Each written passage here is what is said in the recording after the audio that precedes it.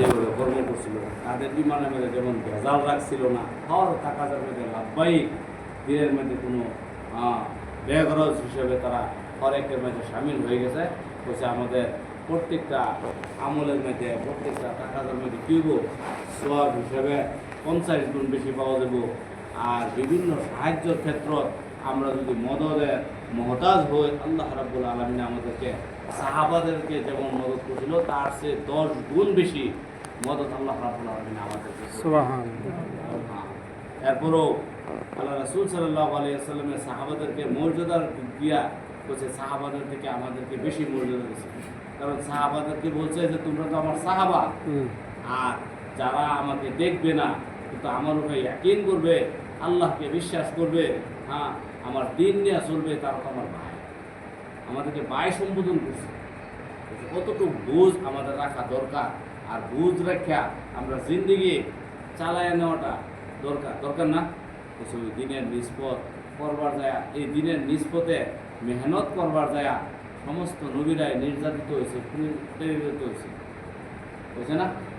আমরা জানি তার চেয়ে সবচেয়ে থেকে বেশি সমস্ত নবীর থেকে বেশি নির্যাতিত আমাদের নবী হয়েছে। সাহাবারা ওই দিনের নিষ্পতে অনেক কষ্ট করছে, অনেক কষ্ট সহ্য করুন, শুধু কলিমাটা স্বীকার করার লাগে। মুহাম্মদকে নবী এবং আল্লাহকে কর্ণেওয়ালা যা, উনার বিধানেই একমাত্র বিধান, উনার বিধানেই ইহকাল এবং পরকালে রাজ্য, ওইটা মানার লেগে তারা এত কষ্ট নির্যাতন করুন না। ওই দিন আমাদের পর্যন্ত পৌঁছাইবার লেগে, দিন কিভাবে পরবর্তী নসলে বাকি থাকে ওই ফিকির করবার যায় তারা বিবিকে বিধবা করছে, ছেলে সন্তানকে এতিম করছে, নিজের দেশ বাড়ি ছাড়তে বাধ্য হয়েছে, বলছে না ভাই?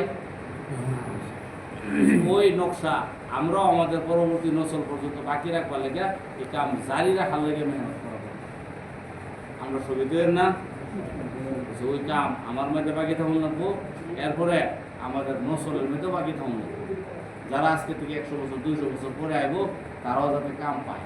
যদি এখন কাম করা না হয় তখন তারা কাম পাইতে বিভিন্ন কারগুজারির